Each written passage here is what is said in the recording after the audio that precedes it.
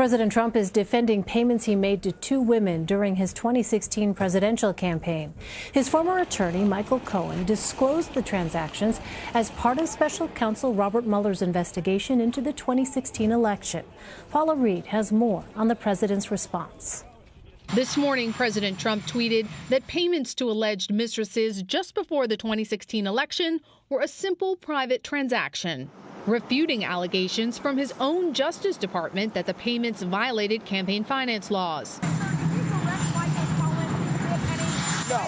No. Court documents released Friday stated that President Trump's former attorney Michael Cohen arranged the payments in coordination with and at the direction of President Trump. It was the first time Mr. Trump has been directly implicated in federal crimes. Cohen has admitted arranging the payments to former adult film star Stormy Daniels and Playboy model Karen McDougal in exchange for their silence about their alleged affairs with the president. After initially denying knowledge of the payments, President Trump more recently said he did not direct them. Did you direct him to make these payments? He made the deal. He made the deals. On Friday, the special counsel also revealed a previously undisclosed meeting in November 2015 between Cohen and a Russian seeking political synergy with the campaign. President Trump has repeatedly denied any cooperation with Russia. The last thing I want is help from Russia on a campaign. The latest revelations led to renewed talks by Democrats of impeachment or indictment. My takeaway is there's a very real prospect that on the day Donald Trump leaves office, the Justice Department may indict him. Paula Reid joins me now from outside the Justice Department. So, Paula, the president said his hush payments were legal, but prosecutors say they defrauded voters. Explain the difference.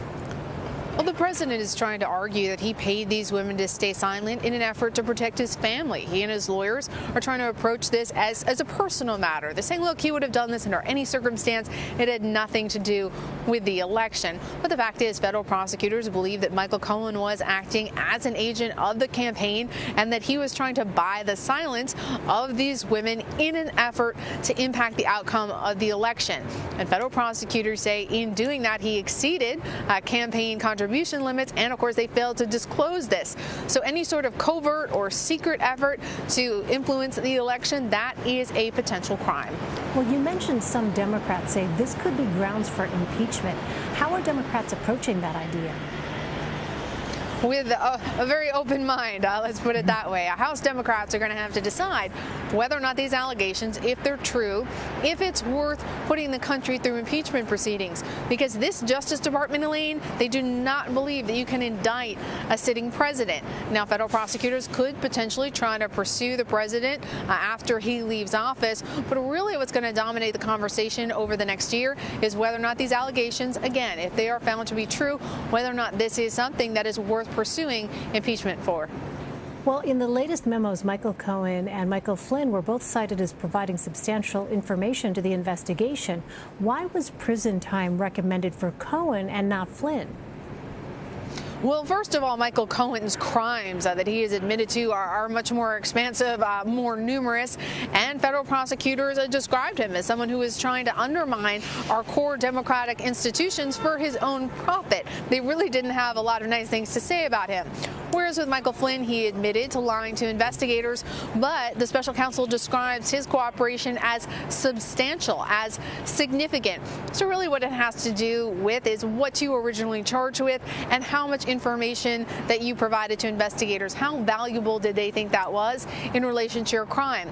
And with Michael Flynn, they found his help, his assistance, his testimony truthful and very helpful. Whereas with Michael Cohen, they did not find him to always be candid, and they had some real concerns about his original criminal conduct that forced him to have to cooperate with them. Well, conservative author and conspiracy theorist Jerome Corsi is suing Robert Mueller. Why is he suing, and does his lawsuit stand a chance in court? It does not look like a lawsuit that has a lot of merit. Here, Elaine, he's suing the special counsel for over $100 million, arguing that the special counsel has leaked information about him, that it's unconstitutional, and that they have unlawfully surveilled him. But Elaine, let's be clear, everything we know about Jerome Corsi's conversations with the special counsel, that all comes from Jerome Corsi. He and his attorneys have leaked details about that plea deal. So far, the special counsel's constitutional validity has been upheld by judges and by courts, and it continues to be supported by this Justice Department. I know Mr. Corsi has been trying to fundraise for his legal defense. It appears that this is more of a political gesture or a publicity stunt than an actual lawsuit that has any kind of legal merit. Interesting. Well, finally, Paula, CBS News has learned accused Russian spy Maria Butina will plead guilty to 1 count of conspiracy. What can you tell us about that? That's right. It was expected that Butina would likely have to enter a plea deal. Federal prosecutors have accused her of being a spy here, someone trying to work to infiltrate influential circles here in the U.S. in an effort to sort of promote certain Russian ideals. But her lawyer has completely denied all accusations that she is indeed a spy.